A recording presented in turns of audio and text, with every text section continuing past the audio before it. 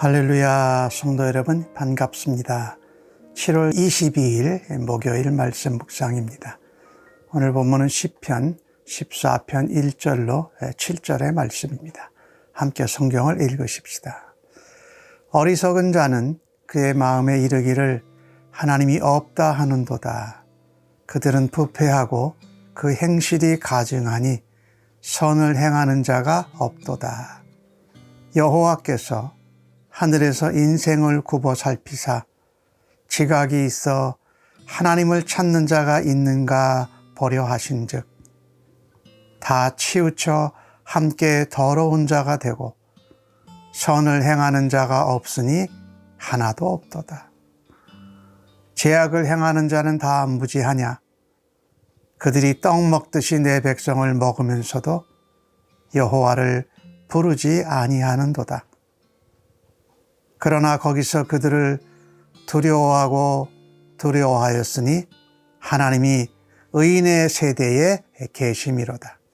너희가 가난한 자의 계획을 부끄럽게 하나 오직 여호와는 그의 피난처가 되시도다.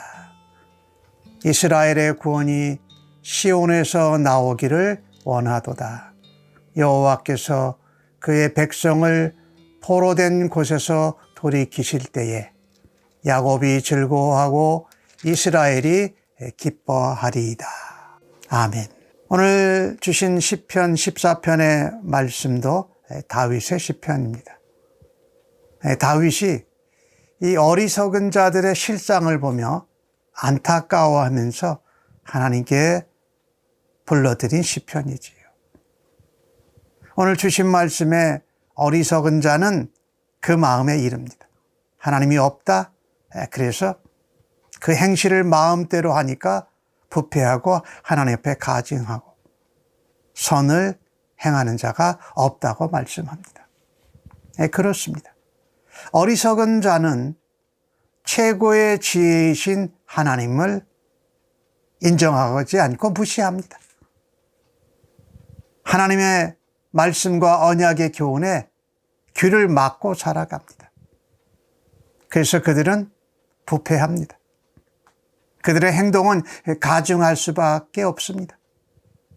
선을 행하는 데는 인색하고 오히려 악을 행하는 데는 앞장을 섭니다. 이런 어리석은 자들, 악인들은 그들의 삶의 영역 속에서 거의 절대로 하나님을 필요로 하지 않습니다. 그러나 하나님을 부인하는 자들만큼 어리석은 자들이 없습니다. 오늘 본문에서 말하는 이 어리석다라는 이 표현은 지식적으로 모자란다는 표현이 아닙니다.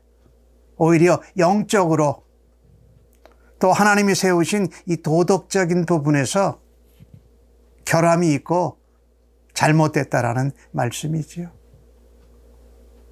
이것은 우리가 창세기의 11장에 나오는 내용을 보면 인간적인 지혜와 열심으로 하나님께 닿겠다고 오르겠다고 바벨탑을 쌓았던 것을 생각나게 합니다.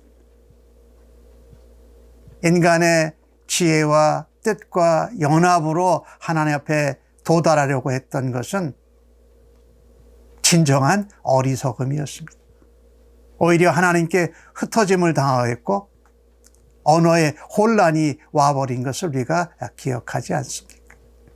하나님께서 오늘 주신 말씀에 하늘에서 인생을 굽어 살피사 2절에 그렇게 말씀합니다. 이 표현은 바벨탑 사건 때에 하나님이 쓰셨던 표현입니다. 이 땅을 인생을 굽어 살펴보는데 하나님을 제대로 찾는 자가 없다라는 겁니다. 인생들은 모두 한쪽으로 치우쳐 있다고 결론을 내리셨습니다. 3절 말씀을 보니까 다 치우쳐 함께 더러운 자가 되고 선을 행하는 자가 없으니 하나도 없다. 그들의 마음과 삶에는 하나님이 없습니다. 왜? 자신이 하나님이기 때문이죠. 그래서 하나님을 찾지 않습니다. 그러니 하는 일마다 부패가 되고 또 행실이 가증하고 하나님 앞에 기쁨도 영광도 되지 않는다라는 것이죠. 그래서 이처럼 우리가 이 하나님을 알지 못하는 것은 우리로 하여금 어리석음 가운데 거하여 죄의 지배 아래서 살게 합니다. 죄의 지배 아래 사는 인간은 언제든지 아주 고집세고 완고하면서 하나님 앞에 반역을 행하게 되죠. 오늘 이 모습을 보면서 나의 삶의 모든 순간순간을 하나님께서 굽어 살펴보고 계시다라는 겁니다. 그것을 우리가 기억해야 될 거예요. 그래서 하나님께 영광이 되고 하나님을 기쁘시게 하고 칭찬받는 삶을 우리가 살기 위해서 참된 지혜를 우리가 얻어야 할 것이죠. 성경은 말씀하지 않습니까? 하나님을 아는 것이 지혜와 지식의 근본이다. 하나님을 경외하는 것이, 하나님을 있다라는 것을 인정하는 거예요. 그래서 하나님을 찾는 거예요. 하나님 앞에서 선한 행위로 하나님을 기쁘시게 하는 것, 이것이 인생의 참된 지혜인 줄로 믿습니다. 그 참된 지혜는 하나님 안에 있습니다. 예수 그리스도로 말미암아 써 있습니다. 그 참된 지혜는 성령님이 함께 하시고 충만할 때 우리에게 임하고 경험되어지는 것이죠. 다윗은 이 어리석은 사람들이 이 어리석을수록 의인, 하나님의 백성들을 괴롭게 한다라는 것에 마음 아파했습니다. 악인은 밥 먹듯이 습관적으로 의인을 억누르고 죽이려고 합니다. 넘어뜨리려고 하죠. 이 사실에 다윗은 아파하고 고통스러워합니다. 오늘 주신 말씀의 이 4절에 죄악을 행하는 자는 다 무지하냐, 그들이 떡 먹듯이 내 백성을 먹으면서 여호와를 부르지 아니하는도다. 하나님 계신 것도 모르고 하나님이 보고 계신 것도 모르고 하나님의 백성들을 괴롭히고 또 그들이 지도자의 자리에서 백성들을 착취하는 것을 묘사하는 것입니다. 참 이 안타까운 거죠. 하나님을 알지 못하면 지도자의 자리에 앉아서도 백성을 살리는 일이 아니라 백성을 죽이고 백성들의 것을 빼앗는 이런 부패한 모습이 나타난다라는 것이에요. 다윗은 오늘 시편에서 그렇게 고백하지 않습니까? 악인은 결국에는 두려움에 처하게 될 것이다. 5절에 그렇게 말씀하지요. 하나님께서 의인의 세대에 하나님이 함께하고 계시기 때문에 악인은 반드시 공포에 처하게 될 거다. 징계와 심판이지요. 하지만 이와는 대조적으로 핍박받더라도 착취를 당하더라도 하나님의 의의 백성들은 평안함으로 그들의 삶을 유지시켜 주실 것이라고 말씀하고 있습니다. 왜? 하나님께서 의인의 세대에 함께 계시고 하나님께서 그 의인들을 지켜 보호하여 주시기 때문입니다. 다윗은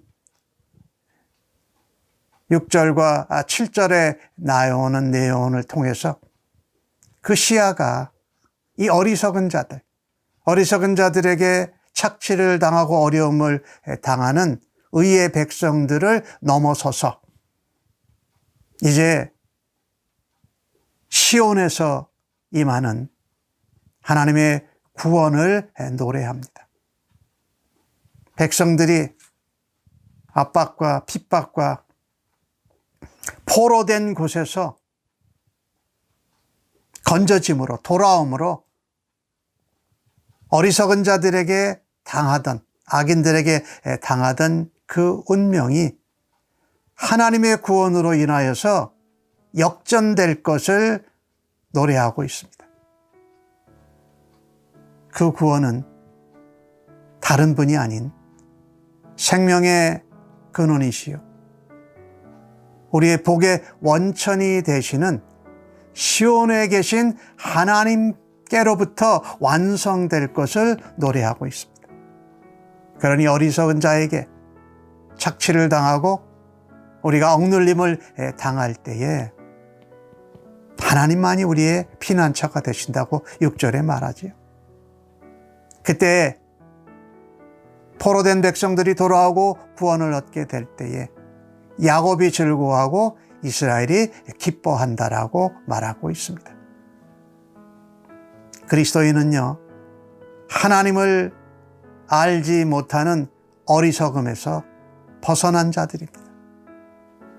두려움에서도 벗어난 자들이 오히려 하나님의 구원의 확신을 믿고 담대히 믿음의 걸음을 내딛는 자들입니다. 그래서 우리가 박해를 당하고 착취를 당할 때에 오히려 우리의 마음과 눈을 하나님께 두어야 합니다. 피난처 되신 하나님께, 우리의 구원자 되신 예수님께, 우리의 도움자가 되시고 보혜자가 되시는 성령님께 우리의 마음과 눈을 두고 구원을 확신할 때에 우리는 반드시 하나님이 주시는 기쁨과 즐거움으로 샬롬할 수 있게 될 줄로 믿습니다. 오늘도 하나님을 경외하고 예배하는 참된 지혜자로, 또 구원의 확신을 가지고 주님의 기쁨에 동참하는 하나님의 백성들로 살아드리시기를 간절히 바랍니다. 아멘. 하나님이 없다고 하는 사람들을 불쌍히 여기고 저들의 모습을 분별할 수 있는 지혜를 더하여 주시옵소서. 그 지혜는 바로 생명의 말씀이요, 하나님을 경외하는 것이요, 우리의 구원자 되신 예수님, 보혜사 성령님으로 우리에게 나타나는 줄로 믿습니다. 오늘도 구원의 확신을 가지고 박해와 착취와 어려움 가운데서도 주님의 자녀로, 말씀의 백성으로 승리하기를 간절히 소원합니다. 인도하여 주실 줄로 믿습니다. 감사하옵고 예수님의 이름으로 기도합니다. 아멘.